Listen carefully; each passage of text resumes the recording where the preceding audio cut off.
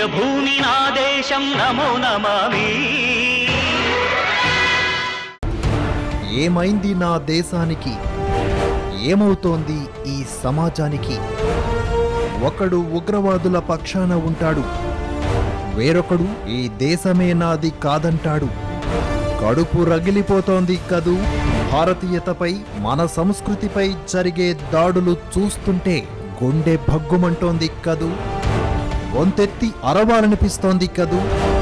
మీ గొంతు మేమవుతాం, భూగోళం ప్రతిధ్వనించేలా గర్జిస్తాం. పుణ్యభూమి నా దేశం నమో నమామి. పుణ్యభూమి నా దేశం నమో నమామి. ఈ పుణ్యభూమిలో పుట్టడం మన అదృష్టం కదా. జననీ జన్మ భూమిశ్చ స్వర్గాదపి గరియస్య అని రామప్రభు అన్నట్లు మనం స్వర్గంలో ఉంటున్నాము. పుణ్యము అంటే ఏమిటి, స్వర్గము అంటే ఏమిటి ఒక్కసారి ఆలోచిద్దాము. స్వర్గము అంటే అక్కడ సంతోషం ఉంటుంది, సుఖం ఉంటుంది, శాంతి ఉంటుంది, చాలా బాగుంటుంది అని మనం అనుకుంటాం. మరి పుణ్యము అంటే మామూలు అర్థంలోనే ఆలోచిద్దాం. మంచి పనుల ఫలితమే పుణ్యం. మంచి పనులు అంటే నాకు మంచి అనిపించింది మీకు చెడు అనిపించవచ్చు, మీకు చెడు అనిపించింది నాకు మంచి అనిపించవచ్చు. మరి దీనికి కొలమానం ఏంటి, ఎలా మనం దాన్ని నిర్ణయించుకుంటాము, ఎన్నిక ఎలా చేసుకుంటాము అని మనం ఆలోచిస్తే దీనికి మహాత్మా గాంధీ గారు చెప్పిన ఒక మాట మనకి జ్ఞప్తికి వస్తుంది. ఆయన ఏమన్నారంటే, ఏ పనైనా చేసే ముందు నువ్వు ఒక్క విషయం ఆలోచించు, ఆ పని వలన నీకు, నీ కుటుంబానికి, దేశానికి, ఈ ప్రపంచానికి ఏమన్నా మేలు జరుగుతుందా, శ్రేయస్సు కలుగుతుందా అని ఆలోచించు. అలా ఆలోచించినప్పుడు అవును అని సమాధానం వస్తే ఆ పని మంచి పని అవుతుంది, ఆ పని పుణ్యకార్యం అవుతుంది. ఒకవేళ ఏ ఒక్కరికి అది హితవు కాదు అని నీకు తెలిసినా ఆ పని మానివేయి అని చెప్పారు. అలా ఈ పుణ్యకార్యము అనేది తగిన పని, మనం చేయతగిన పని అని మనం అనుకోవచ్చు. ఈ పుణ్యకార్యాలు చేసిన ఎంతోమంది పుణ్యపురుషులు మన భరత భూమిలో పుట్టారు, ఇప్పటికీ ఉన్నారు. అది మన అదృష్టం. వారి పుణ్యాలన్నీ ఈ భరత భూమిలోనే ఉన్నాయి కాబట్టి ఇది పుణ్యభూమే. దానిలో మనం ఉండటం, జన్మించటం నిజంగా మన అదృష్టం అని చెప్పుకోవచ్చు. ధర్మో రక్షతి రక్షిత అని వ్యాస భగవానులు చెప్పారు. ధర్మాన్ని నువ్వు రక్షిస్తే అది నిన్ను రక్షిస్తుంది అని. ధర్మం ఏమైనా వస్తువా రక్షించడానికని మీరు అనుకుంటారేమో, కానీ అంతకంటే గొప్పది, ప్రాణం కంటే గొప్పది, జీవం కంటే గొప్పది. ధర్మం నిలబెట్టిన ఎంతోమంది పుణ్యులు ఈ భూమి మీద జన్మించినారు కాబట్టే ఈనాటికి కూడా మనం ఇంత సంతోషంగా బ్రతకగలుగుతున్నాం. అతిథి దేవో భవ అని మన పెద్దలు చెప్పారు. అతిథి అంటే ఏమిటి? మనం పిలిచినప్పుడు మన ఇంటికి వచ్చి మన ఆహ్వానం మన్నించి మనతో ఉండేవారు. వారిని మనం దేవుళ్లాగా భావిస్తాం. ఈరోజు ఏమవుతోంది, ఎవరి తొందర వాళ్ళకి, ఎవరి పరుగులు వాళ్ళకి. ఇంటికి అతిథిని పిలిచిన వేళకి రాకపోతే మన ఇంటికి తాళం ఉంటుంది. ఇంకా అభ్యాగతులు వస్తే వాళ్ళ పని సరే సరి. అభ్యాగతులు అంటే పిలవకుండా వచ్చేవారు కదా. ఇలా మనం ఆలోచిస్తూ పోతుంటే ఈ సమాజంలో మనం ఎలా మారిపోతున్నాం, ఎందుకు ఇలా మారుతున్నాం, ఎందుకు ఇలా జరుగుతోంది అని మనం ఆలోచిద్దాం. పురోభివృద్ధి మనం కోరుతున్నాం కదా, మన దేశం ప్రగతి పథంలో నడవాలని కోరుకుంటున్నాం కదా. మరి పురోభివృద్ధి కోరేవారు పూర్వ వృత్తాంతం మరవరాదు అని మన మలయాళ స్వామి వారు అంటుంటారు. మరి పూర్వ వృత్తాంతం తెలుసుకుందాం ఒకసారి. మన పవిత్ర భూమిలో ఎంత గొప్ప గొప్ప వాళ్ళు పుట్టారు, వాళ్ళు ఎన్నెన్ని గొప్ప కార్యాలు చేశారు అన్నది మనం తెలుసుకోవాలి. ఎందుకంటే నిన్న తెలుసుకోవాలి, నేడు దిద్దుకోవాలి, రేపుకు రూపం ఇచ్చుకోవాలి. రేపుని మనం మన కళ్ళతో ఈనాడే చూడగలగాలి, దానికి ప్రణాళిక సిద్ధం చేసుకోగలగాలి. మన వారసత్వం నిజాయితీ అయి ఉండాలి. మన పిల్లలకి మనం ఇచ్చే గొప్ప సంపద అదైనప్పుడే ఈ భరత భూమి ప్రతిష్ట నిలబడుతుంది, సంస్కృతి రక్షించబడుతుంది, దేశం రక్షించబడుతుంది. పూర్వ వృత్తాంతం తెలుసుకుందాం. మనం వేదాల కాలానికి వెళ్ళిపోయాం అనుకోండి, అంటే చరిత్ర పుటలు చాలా వెనక్కి తిప్పేసుకున్నాం మనం. అలా వెళ్ళినప్పుడు 1700, 1100 క్రీస్తు పూర్వం నాటికి అప్పటికి ఆర్యులు వచ్చారని, అప్పుడు వేదాలు శృతులు, వేదాలని మనం శృతులు అన్నాం. శృతులు అంటే వినిపించినవి అని, వేదము అంటే జ్ఞానము. ఈ జ్ఞానాన్ని, గొప్ప జ్ఞానాన్ని, జ్ఞానసారాన్ని మనకి ద్రష్టలు ఇచ్చారు. ద్రష్ట అంటే దర్శించిన వాళ్ళు. అంటే భగవంతుడు చెప్తున్నప్పుడు విని దర్శించిన వాళ్ళే ద్రష్టలు. వాళ్ళు మనకి ఇంత మహిమాన్వితమైన మహత్తుగల వేదాలని మనకి ఇచ్చారు. 3000 సంవత్సరాల పాటు వేదాలు శృతులుగానే మిగిలిపోయాయట. కానీ ఎలాంటి ఒక్క కొత్త మాట కానీ కల్పన కానీ దాంట్లో చేరలేదు. అంత పవిత్రంగా వాటిని మన కోసం కాపాడారు. వేదాల్లో లేనిది లేదు. అంతా మన జీవితంలో మనం ఏమేం చేయాలి, ఏమి చేయకూడదు, మన సంస్కృతి ఏంటి, ఆచారాలు ఏంటి, మనం ఎలా ఉండాలి అని అన్నీ చెప్పబడ్డాయి. మనువు నుంచి వచ్చిన సంతతి మానవ జాతి. అలాగే మత్వా కర్మణే సీవృత అంటే మనం లోకానికి ఏమి చెయ్యాలో, చేయాల్సిన పనిని ముందే ఆలోచించుకుని తగిన పనిని చేసేవాడే మనిషి అని చెప్పబడింది. ఇలా మనం చెప్పుకుంటూ ఉంటే ప్రతిదీ మనకు సమస్య అన్నదే లేదు, అన్నిటికీ సమాధానాలు వేదాల్లో చెప్పబడ్డాయి. ఇలాంటి వేద విద్యని మనం నేర్చుకోలేకపోతున్నాం. అది మనకు కొంచెం దురదృష్టం అని చెప్పుకోవాలి. గొప్ప గొప్ప పుణ్యపురుషుల్ని మన భరతభూమి అన్నది, వారి సేవలన్నీ ఇప్పటికీ మనం పొందుతూనే ఉన్నాము. కొంచెం ముందుకు వచ్చాం మనం. అంటే 1700, 1100 నుంచి ఇప్పుడు 505 క్రీస్తు శకానికి వచ్చేసాం. వరాహమిహిరుడు ఖగోళ శాస్త్రజ్ఞుడు, గొప్ప మేధావి, జ్యోతిష్ శాస్త్రవేత్త. ఈరోజు మనం చెప్పుకుంటున్న విజ్ఞానం అంతా ఆనాడు వాళ్ళు చెప్పేశారు. ఆయన 505లో చంద్రగుప్త విక్రమాదిత్య అనే రాజు దగ్గర నవరత్నాల్లో ఒకరిగా ఉండేవారు.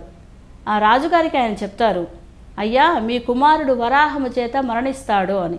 రాజుగారు అన్ని చర్యలు తీసుకున్నారు. కానీ చివరికి ఏం జరిగింది? వరాహంతోనే మరణించాడు. రాజుగారికి అనిపించింది, అబ్బా ఎంత గొప్ప ఈ జ్యోతిష్ శాస్త్ర పండితుడని ఆయన చాలా సత్కరించారు. ఇప్పుడు మనం అనుకుంటున్న కాస్టీటా, సైంటీటా ఇవన్నీ ఆ రోజుల్లో ఆయన చెప్పేశారు. కాంతి వక్రీభరణం, కాంతి పరావర్తనం ఇవన్నీ కూడా ఆయన నిరూపించారు.